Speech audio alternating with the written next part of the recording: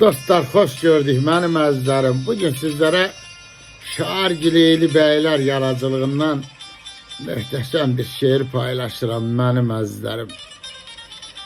Şair yazır ki, bir kəsin qəlbinə çalış toxunma. Acı söz ürəkdə ox olar oğlum. Yalan danışmağı peşə elləmə, izzət də, hörmət də yox olar oğlum. Gül tək ətir saz, tikan tək bitmə, haqsızlıq görəndə diganə etmə, hər yol yoldaşına etibar etmə, xoş söz aldanan tez yıxılar oğlum. İnsanı yaşadan ürəkdir ürək, onu da qoruya biləsən gərək. Ölsən də yemə minnətli çörək, bir gün başına qaxarlar oğlum.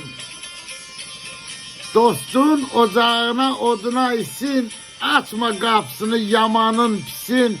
Öz halal zəhmətinə güvənən kəsin, gözü də köllü də tox olar oğlum. Qıratın qaçışı duratda yoxdur, dəmir əyilməyi polatda yoxdur.